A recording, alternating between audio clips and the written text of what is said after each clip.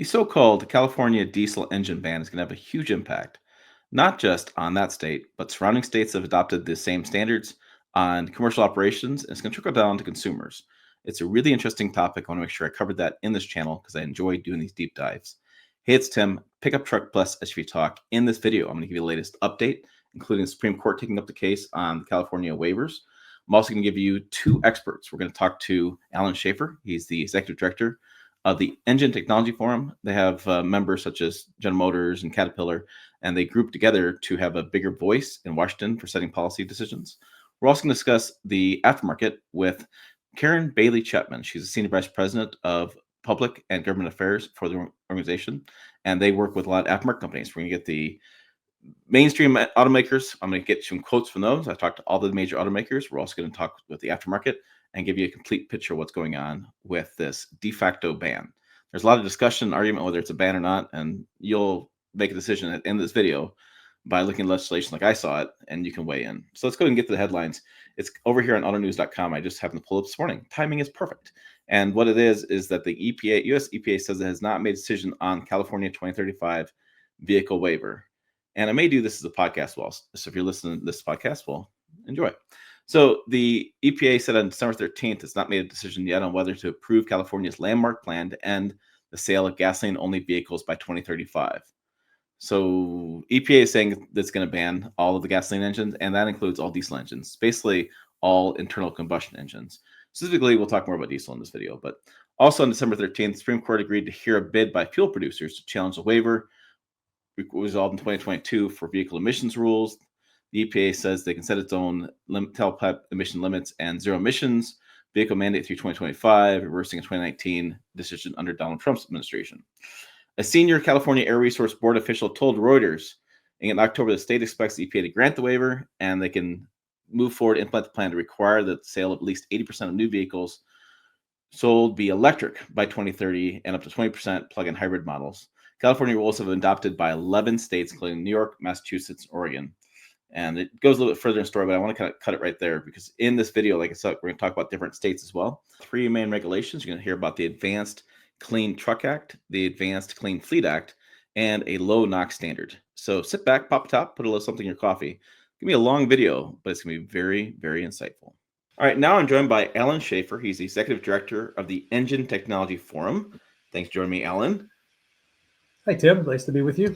We're gonna break this down. So I told Alan I'm gonna walk you through my thought process, how I got to this point, and try to put some clarity on this thought that's out there in the media about our vehicles being banned in certain states. So there's two news stories that got my attention. This is just kind of random the same day, and this story isn't quite accurate, but it sheds some lights on some things. So the news story says January 1st. Basically, Silverado 2500, F250, the Ram 2500. These are certain models of Nissan Titan that they don't build anymore. So this is 8,500 pounds and above. It's class 2B. And then they're talking about motorhomes. And the motorhome industry was like, oh my gosh, breaking news. Our motorhome sales are banned in 6 states. So these are carb-related states. And then I found some clarity with my friends Engine Technology Forum and Alan's article here, What's in Store for 2025. Now, this is interesting because you talk about EVs and there's a lot of change in that. But in this section right here, we talk about the heavy duty and medium duty truck space. And yep. Your headline was perfect. A maze of new requirements and countdown in 2027. And what I was focusing on was here, starting in 2025, there'll be new considerations, type of vehicles that can be sold. Regulation in effect in California, and later on we'll expand in Massachusetts, New Jersey, New York, Oregon, and Washington, as all these states have adopted the advanced clean truck rules that require increasing sales of zero emissions vehicles. I've had some automakers basically refer to this as a ZEV rule, I think for shorter terms. And then there's also a heavy duty omnibus bill emissions standard. And these are the two things. So we have the Clean Truck Act, which is one thing. Advanced Clean Trucks in California mandates truck manufacturers to sell an increasing percentage of zero emissions, medium and heavy duty vehicles. And then we have the California low NOx rule that is basically the heavy duty omnibus bill. Now, California, as you would expect, has this whole section on myth and facts, and they're saying we're not banning anything. This is ridiculous. They said there's 120 different options out there in the marketplace of different. Yeah, there's 120 Class B to 8 ZEV chassis and models certified for sale in California. So this is not a big issue. And then I go to automakers, and they basically said, yeah, Washington's not going to do anything. And GM says the ACT rule ramps up to 100% ZEV manufacturer mandate 2036. There's no ban on GM's internal combustion engine vehicles in 2025. GM will continue selling ICE chassis cab and low cab Ford models in all 50 states. Ford says, nah, not so fast. They're going to expand the restriction of diesel engine availability on 26 model year of the 650, 750, and 600. Those are, I have a thing here. Those are going to be the class 5 and class 6 and class 7. They're going to restrict the number they're going to offer for that. And then they're going to plan transition impacted diesel customers that are high quality options. Basically, what I had a 45-minute conversation with them as well. Ram said no comment. Ram said, nope, we're not commenting. I had a kind of behind the scenes with the guy talking for a while, but no comment. I had nothing official to say. But what Ford said was, look, we're going to basically have people just go to a gas engine. It's going to probably cost those companies more to run those vehicles because gas versus diesel, it just use more gas, reliability, serviceability issues. And so it seems to me that your headline was perfectly accurate. This maze of new regulations and how automakers are going to focus on this is really confusing. Yes, and it's confusing. It's confusing even to everyone in the industry. I will say. I mean, it has certainly changed the game. I think I would just encourage folks to keep this at a high level of trying to understand it. And one of the simple ways to start the understanding is, we've had corporate average fuel economy requirements for many years, right? That's EPA setting a corporate average fuel economy standard. So basically what that said was that manufacturers across all the fleet of vehicles that they offer for sale of a specific range or type, classes are treated separately, have to meet a certain mileage requirement each year. They have to become more fuel efficient over time, is what's been traditionally the trend. And so they have a situation where they have small cars, which are very fuel efficient, and they have large trucks, which are less fuel efficient. So in order to balance things out and to meet that average requirement, you have to watch how many vehicles you're selling on each end of that scale.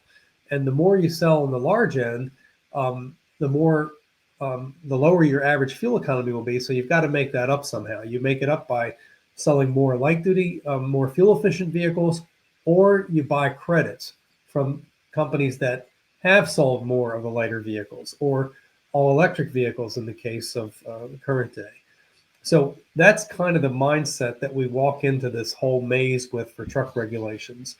But now it's very specific on new kinds of zero emission vehicle technologies. And this is where it gets more complicated, because what manufacturers are now required to do is basically that same game, right? Which is you're offering a set of vehicles for sale, and but now you have to offer vehicles that are fueled by a totally different kind of fuel and fueled in a totally different kind of fueling network that consumers may or may not be interested in buying yet at different levels.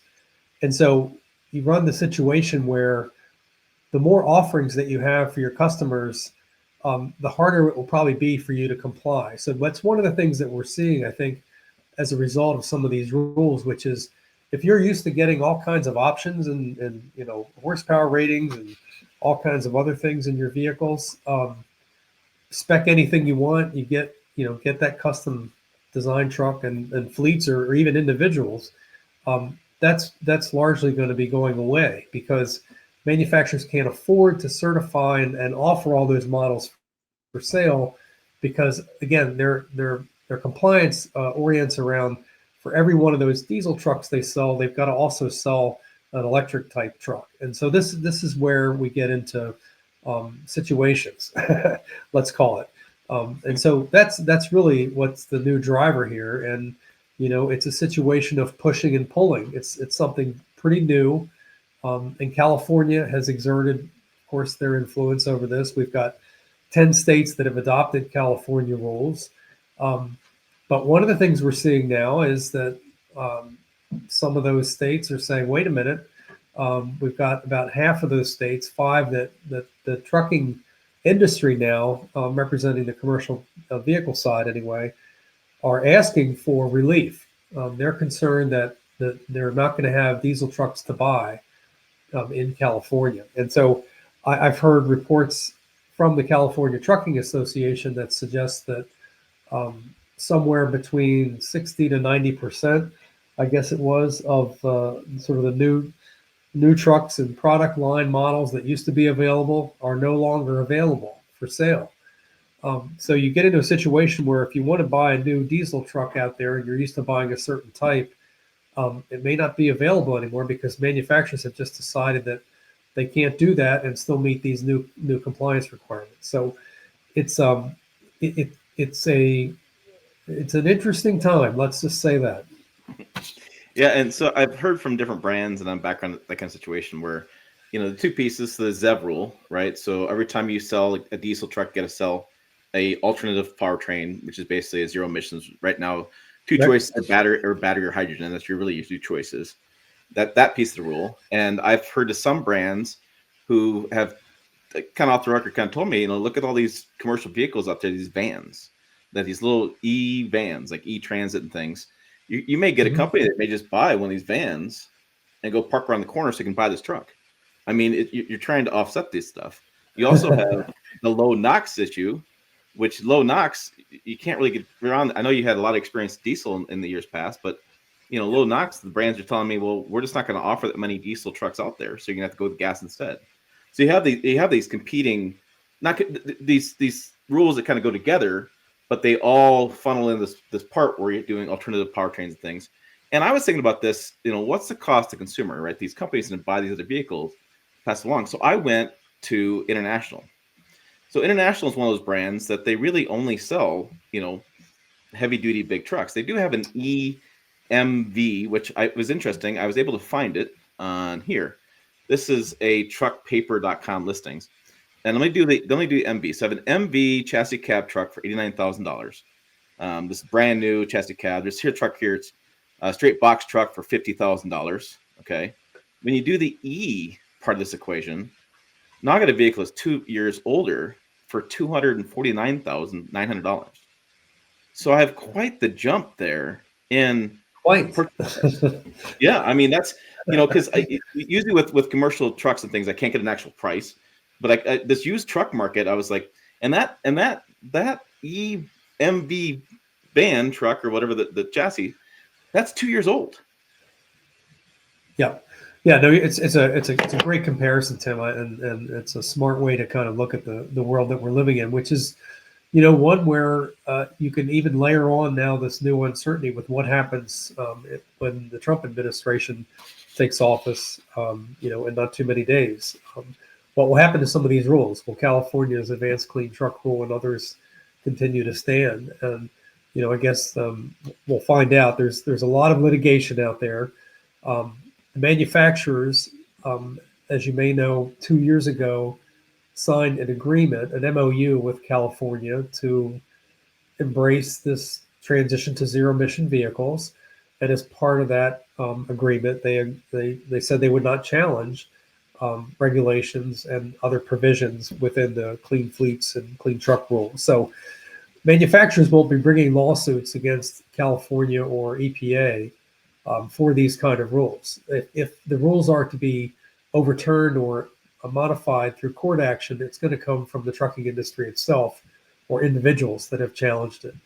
And so I guess there's open questions about how successful those suits might be. There's one in the federal courts and there's a number that are in the state court system. So we'll see how those play out. And then the other piece of this, which is an independent piece, but a very important and integral one, which is the Advanced Clean Fleet Rule, right? That rule is one that requires approval with California's waiver with EPA, and that has not been granted yet. And that rule went into effect this year. and CARB is sort of holding off on enforcing that, and it only applies right now to drayage trucks in California serving the ports. But they need that waiver to ultimately enforce that rule. And they're sort of the people are complying with it because they know that the minute that the waiver is granted, that there's going to be some enforcement activity. So it's sort of like it's in effect. But the situation with this uncertainty with the courts, with that particular rule is important because let's say that waiver is not granted, and the clean fleet mandate part of this, which is fleets of 50 or more trucks in California have to start buying a certain percentage of their vehicles as zero emission vehicles, increasing in percentage until 2040 or 2036, I guess it is, that they're all ZEVs. Without that rule, then the users really have no mandate to buy. And so they can continue operating older trucks for a longer time. They wouldn't have to convert to zero emissions technology. So there's really some concern out there about whether or not that comes through. And for manufacturers, they're sort of caught in the catch-22 of we've got our own rule to comply with. We've got to make these trucks, so we've got to offer them for sale. And the dealers, they're sitting there with a lot. They probably have people that would buy diesel trucks today, but can they offer and sell those? Because for every one they sell those, they've got to make sure they're making it up on the zero emission side. So, it's a very tedious time in that space, and I'm not sure we're going to have a lot of clarity anytime soon. But the litigation is important, and that will be resolved, I think, in the first or second quarter of next year, probably. Yeah, I'm glad you bring that up because later on in this video, I'm actually interviewing SEMA's Karen Bailey Chapman, and her SEMA and with the NTA has actually sued. So we're gonna get some commentary on why they sued and the issues with that. And interesting, you bring up the ports. And one thing as well is people don't understand is from a fleet side of the business, like Ford's fleet and GM's fleet and insurance stuff, like or international stuff, that does impact consumers because if they can't sell it at volume at fleets, right, they won't sell it to consumers. So your diesel 1 ton, if the fleets, they can't sell it in California to the fleets, you're not going to see it from the consumer side as well. It's going to impact both. And it's interesting you brought the ports of Los Angeles, Port of Long Beach. So I was actually there about 10 years ago now doing a hydrogen fuel cell semi-truck drive with Toyota because the CARB board has for the last couple of years created incentive programs and goals to offer something else. Because so a drayage truck, for those people who understand, is basically a truck that goes to the ship, gets the shipping container, drives to the distribution area, then unload that goes on a train. That's how you get cargo. These trucks drive back and forth all day long, and they're usually diesel trucks, and actually the air quality in that area is among the worst in the state. It's actually, I wouldn't say you could reach out and touch the pollution, but it just, you got the ships there that are burning some of the worst kinds of fuel. You have the semi trucks driving back and forth. They're idling because those guys are working 90 to 100 degree heat, and they're not supposed to idle, so they're breaking the rules. And you just have all this stuff going on in the ports. It's an interesting place to be. That was 10 years ago. It's a very different environment now. They've made tremendous progress, and in fact, the newest generation of diesels are actually the dominant technology now serving the ports of California. And there's all kinds of regulations on ships and what their emissions control area is, and have to use shore power and other things. So it's markedly improved. Let me just say, but the drayage community has typically been known for having some of the older second and third generation hand-me-down kind of trucks, and they're often independent owner operators. So they're running short routes. They're just people that are getting into a career and doing this kind of trucking, and it's very, very hard work. But they've got an old truck, and they're not putting a lot of miles on it a year, but they're using it every single day. So those trucks tended to be older and had higher emissions until some of the regulations went into effect in the last few years. There definitely was that situation you're describing, but I would say that things are markedly improved there now. But that is, they are on the tip of the spear in terms of compliance with the zero emission requirements in California. So let me ask you this final question on this. I know you had the history of Diesel Technology Forum, and you've been really involved in that. Now you have the Engine Technology Forum, which is more expansive. Out of the technologies that are coming out, because we have rules 2027, 2035, you have to sell so many zero emissions kind of stuff at that point. Do you think it's going to be diesel is going to keep improving to the point where we can reach those levels, or do you think there's going to be hydrogen's going to be the winner? Like if you were to betting man, what money are you putting on? What's the horse? Which one of these is going to take off? Great question. I think there's definitely going to be more of the alternative technologies to diesel in the future because we are investing so much in some of this battery technology. Zero emissions technology is going to find, I think, a very suitable home in the medium and short haul regional routing kind of thing. It's a long time wait and see as to whether hydrogen or any other alternative battery electric gets into the long haul space in any significant way. So I would put my money on continued improvements on diesel and use of alternative fuels. We've got the option to use more renewable diesel, which is a drop-in replacement for petroleum diesel, and you can use that in any truck today. You can start reducing greenhouse gas emissions by 50 to 75%, as well as reducing other emissions. So I think the future looks very eclectic, and it's a challenge because the industry has always been, pretty much all diesel. You know what to do, just go out and do it. And now it's like, well, wait a minute, we've got you're in California, you got to use this kind of truck. We've got a certain model year, we got to be using certain vehicles. So it's a very different time than it was not too many years ago. But I think, for long haul, diesel is going to be there for a really, really long time. I think we're going to see some niche things pop up. If we see the hydrogen world grow and establish the hydrogen fueling hubs, we have a really great option with hydrogen internal combustion engines. Those things can really deliver diesel-like performance and range and all kinds of similar fueling and maintenance, et cetera. So that's a great opportunity there. But like battery electric, you've got to have the fueling network. And if you don't have that, then the greatest hydrogen ICE engine out there not going to be able to be useful. You really need to have the supplies of the fuel. So I think if some of the things hold true that have been invested in the last few years, you start to see those hydrogen hubs popping up around the country. Then you can start to connect some of the dots for trucking routes where, okay, that one might make sense for hydrogen ICE, but some of these other irregular routes, you just can't figure it out, and diesel's going to prevail. The one thing I would say that we didn't really get into, I think there's a collision course. There's a sort of reality check coming. We're starting to see it now. I think we may have some. The Trump administration is certainly going to push the envelope on trying to roll back some of these regulations. I think manufacturers are going to remain invested. They're not going to stop their they're not going to stop their investments in zero emission technology. What they do know need relief in terms of mandates and timeframes to comply. And until the market kind of comes together with infrastructure and the economics of this start to become clearer, it's just going to be, folks are going to be, wringing their hands about what to do. And throw on top of that, the next 2 years are going to be a pre-buy for diesel because we're rolling up to the 2027 milestone for more stringent standards.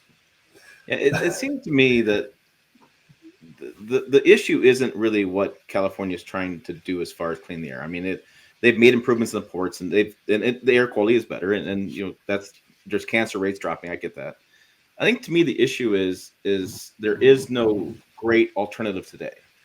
Like if there was a XYZ alternative that was cheaper, that could be fueled easily, and could save total cost of ownership would be less, it'd be kind of a no-brainer for these fleets. They'd say, okay, well, let's do the option. I can, I know my cost of ownership is less. I'm charging for it, whatever.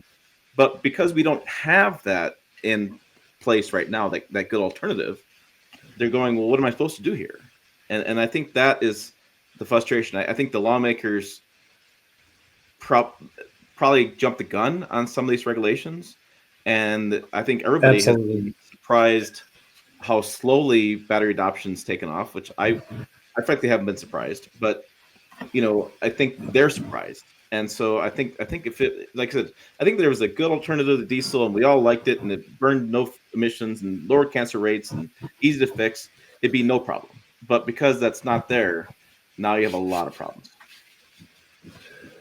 Well, I mean, there are zero emission technology and battery electric trucks are going to make some inroads in the trucking industry. There's no question about it, but they're not going to do it in the timeframes and percentages that people have anticipated and California's rules have anticipated. I mean, especially if you step outside of California and start talking about other states.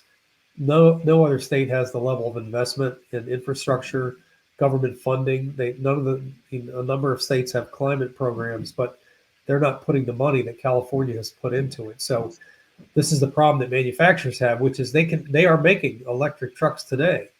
They have some very good options there available for folks, but the cost is still very high, and you're still relying on government subsidies for that. And the infrastructure, you just can't guarantee you're going to have the power. And if I'm a trucking company, you got to move freight, and it's not done with sort of maybe we can get it there by 3 years from now. It's got to be like we got to get it there next week, right? So where do you go? You go back to what works, which is diesel. Well, very good. Thank you for your time, Alan. Great. Thanks for having me, Tim. All right, now I'm joined by Karen Bailey Chapman. She's a Senior Vice President, Public Government Affairs for SEMA. She's at an undisclosed location. Welcome, Karen. Yes, an undisclosed location deep in Indianapolis at the PRI show. Thanks for having me, Tim. We had previously talked about Chevron deference. So if you've missed that episode, I thought it was really good, and I thought it explained a lot of things. So check that out as well. So she is part of this organization I happen to know as being the SEMA show, but they're actually a larger group that has a lot of members of the Special Equipment Market Association. I always say manufacturers, market, Tim, market. And so she works with the association. They do advocacy for the membership that they have. And then we're getting into conversation about this because I want to talk about this Advanced Clean Fleet Act. God, all these technical terms. Because I'm just thinking about how, I guess what I want to say is that act happens to work with just commercial operators is kind of the idea behind it. But when I've talked to automakers outside of, off record, I've actually, I don't know, Karen, if I tell you this, but I've gotten more no comments and off the record conversations about this series of stories that I have ever had in my career. Okay. Like nobody wants to talk about it. And in my view, and it's been my view of mine for years, is that what happens on the fleet side does impact the consumer side, because automakers aren't going to build two different engines. They're going to try to build one and maybe take some pieces off to make reliability a little bit better or the work duty cycle better on a commercial engine. But this is a big deal, and if you see increased costs in commercial space as well due to these acts, it comes down to bread at the store, eggs at the grocery store. I mean, it has a big impact. So with that said, you had teamed up with the NTEA, which is the Work Truck Show, which is I know them from, and you filed a federal lawsuit to stop Advanced Clean Fleet's EV truck mandates. And what we're talking about here is the Advanced Clean Fleet, which is from the California Air Resource Board. And they said the Advanced Clean Fleets regulation is the latest development in CARB's decades-long history of setting increasingly stringent emission standards. Oh, sounds great and all. But basically, it builds on top of the Clean Truck Act. And it, in my turn, and I'm sure you're going to agree with me, it is forced zero emission adoption. Yes. I mean, when you click on the freaking last questions, which I read them, and she's like, yeah, so I read through this a little bit, but I know you haven't read through it. But it basically says right here, once a vehicle, a truck in this case, reaches its model, its life, 18 years or 800,000 miles, if you are a larger fleet, you have to choose a ZEV, which is a zero emission vehicle to replace that one. And so, all drayage trucks, which we talked earlier with Alan Schaefer about this, I explained what drayage trucks are, will be required to be zero emissions by 2035. They have to be. There is no choice here. And the regulation affects medium and heavy duty on-road vehicles with a gross vehicle weight rating greater than 8,500 pounds, off-road yard tractors, light duty mail and package delivery vehicles. 8,500 pounds in my world is not that strange. It's a 3/4 ton truck. And so if you're going to tell somebody that they cannot buy a 3/4 ton truck from a commercial fleet, the consumer side is going to change as well. And I understand these long goalposts, but my goodness, there's nothing out there right now. No, There's no alternatives, no choices. So, I mean, and some of this stuff ramps up pretty soon. So, you guys got involved early in the lawsuit to stop some of the stuff, because it seems like there's a big disconnect between what can happen and what is really going to happen. Right. Yeah, I mean, it's again, I think you've already touched on it, and that is really, you look at the whole supply chain and what is this going to do to the ultimate cost to consumer. So not even just the consumer of a truck, or whether you're a fleet owner or just your regular truck consumer, but it's also what is it going to do to the cost of goods to transport these trucks? Because you've got, because anybody that's shipping or receiving product out of the California ports, they're going to be impacted by this. So what is that going to do? The other part, I mean, the big part of our lawsuit too, and the reason why we thought it was an important one to do is because of the language that they have in there. So one of the things is, and it goes to the fact that it's forcing, once the vehicles reach their determined end of life, you now have to go buy a ZEV vehicle. The reality is also the fact that the vehicle, the old vehicle, no longer will be allowed to be registered in California. That's a takings. That's a takings of property.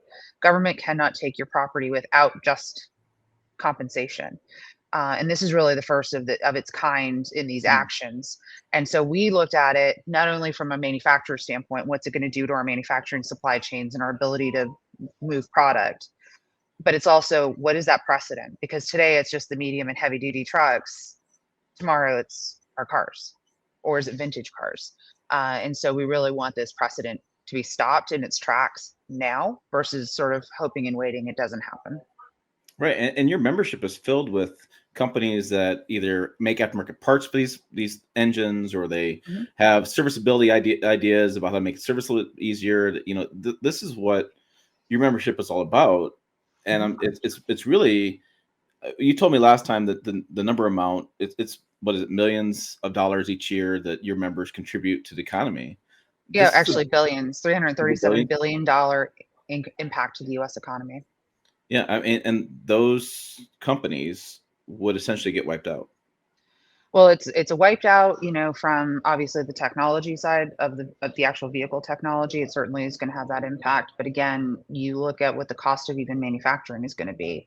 So we already talked about the takings and the fact that this is a taking of personal property without just compensation.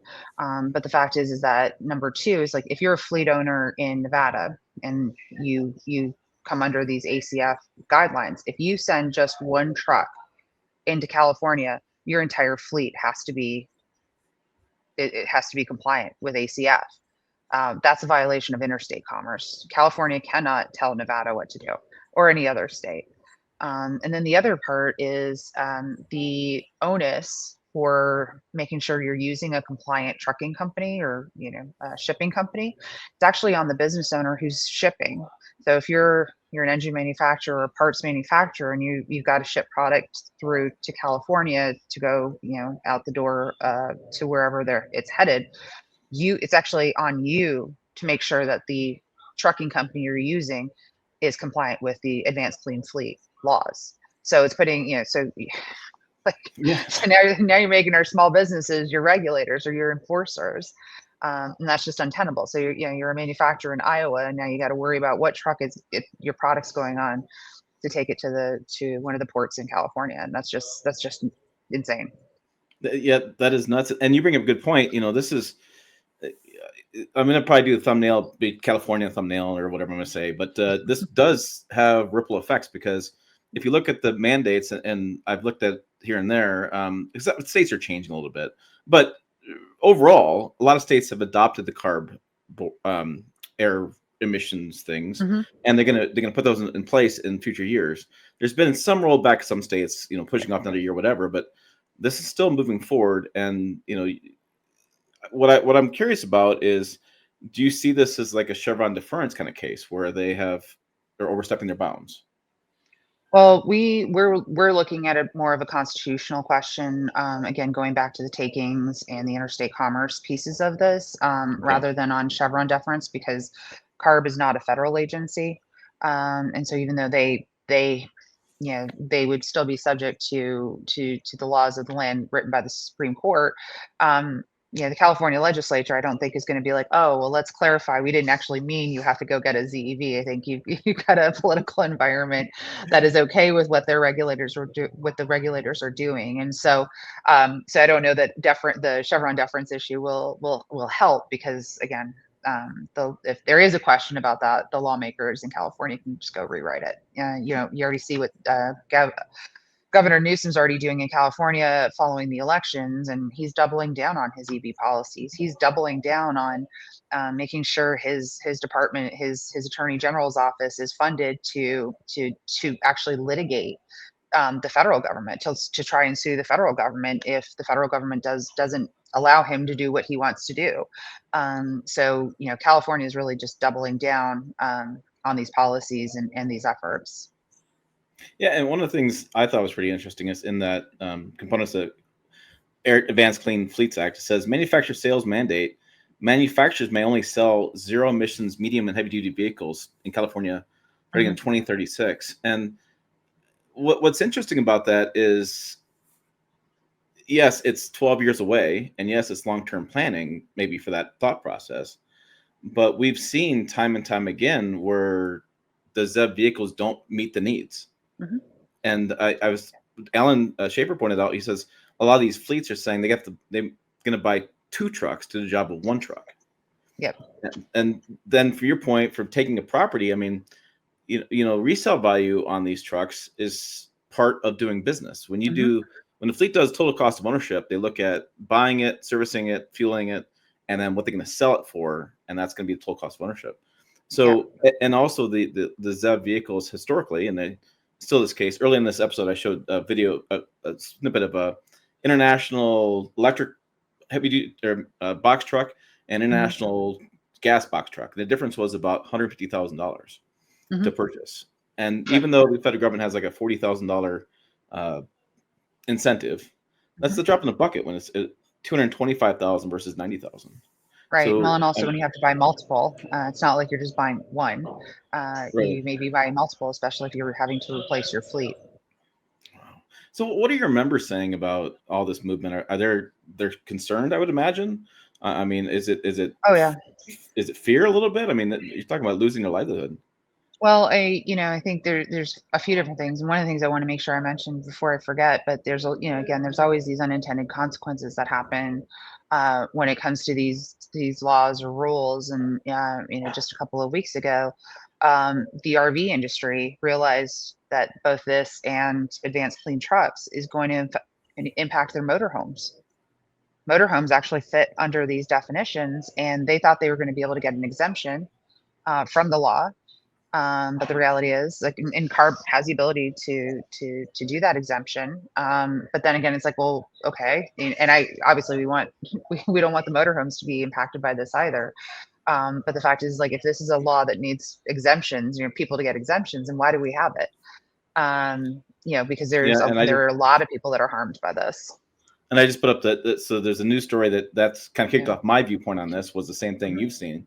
Or breaking news, motorhome sales banned in 6 states.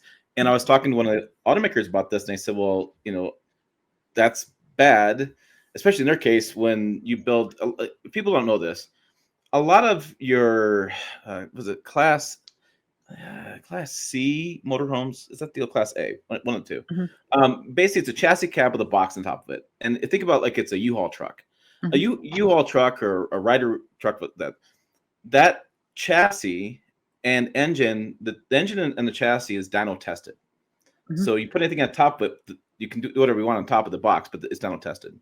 The engine inside of a truck that's already built, the engine is dyno tested. So there's a little bit difference there as far as emissions goes and testing. But basically all your U-Haul trucks, all those types of motorhomes look that way.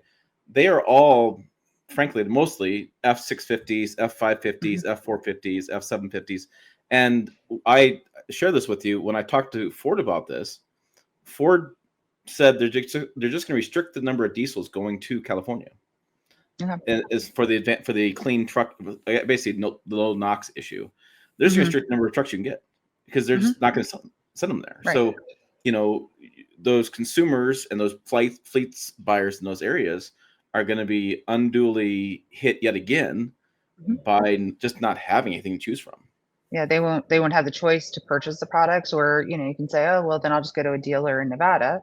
But again, under the Advanced Clean Fleets, if you're a fleet owner, and there are fleet owners that like U-Haul, and also motorhome fleet owners, when you rent a motorhome or a vehicle like that for your family vacation. So, oh, we'll just go to Nevada to buy it. But the fact is, if California's not going to even let you register the vehicle in California, then they really are eliminating that entire part of the vehicle fleets.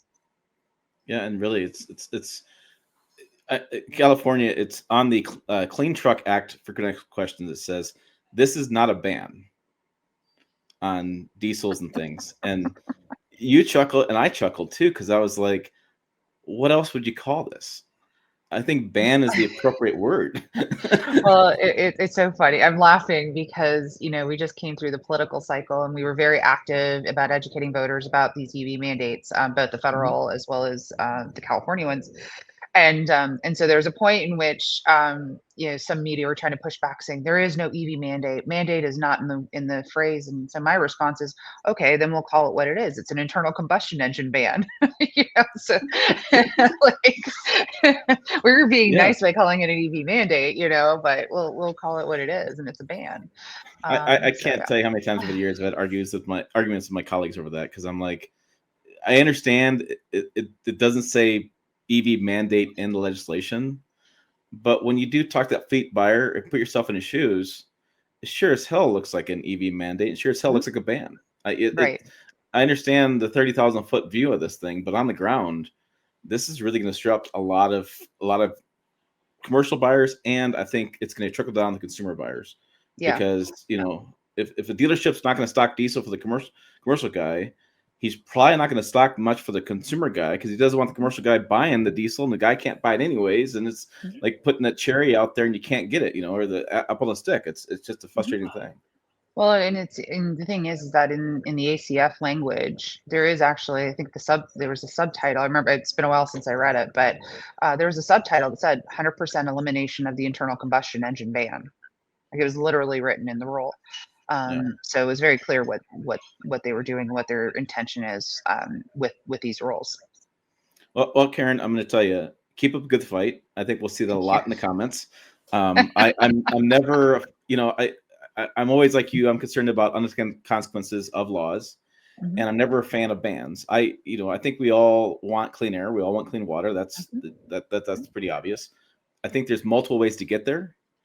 And I think there is a price to be paid to have clean air and clean water, but we got to find a reasonable price to pay, not a pie in the sky thing. Well, and I think the pay that we have is actually the innovation that's happened in the automotive industry, whether that's on the OE side or on our side in the aftermarket. The fact is that I always sort of use the tagline, is that we're an industry that always figures out how to do more with less. Get more horsepower out of a four-cylinder engine. You look back at, I can't remember if I said this on your show last time, but I was thinking back to my cousin had I think it was a 1981 Corvette, and it was a V8. But the top out of horsepower back then was 149 horsepower. Yeah. Woo, that was fast. But it also probably burned a lot more gas. Obviously, I was too little to think about that kind of stuff. I was just like, oh, it's a cool car. I get to go. My cousin is so cool. He takes me out in his Corvette. But now a Prius produces more horsepower, right? It's like exactly. That's exactly it. I was on a panel with Toyota, and they were talking about their new Prius that's coming out, and it's going to have like 180 horsepower. And I saw a couple people snicker, and I said, hey, let's put this in context. So don't be snickering at the Prius. That is funny. Well, thanks for being on. Thank you so much. Thanks for having me. It's great to talk to you again. Okay, what do you guys think? Is there really a ban on diesel engines in California and spreading to other states, or is this just lawmakers trying to put this pie in the sky target on place and getting automakers to move towards it? I'd be curious for your thoughts. Where do you guys lay in on this topic? It's very, to me, controversial, and I think it's going to be played out in the course of the next couple of years until we finally get a resolution in the year 20, maybe never, the way lawmakers go and the way legislation goes. But I am curious to hear what happens in the next couple of years. We'll be following this very closely. For more videos, you can follow closely. Check them out over here. Website down below as well. Pickup Truck Talk As always, thanks for watching. I will see you down the road.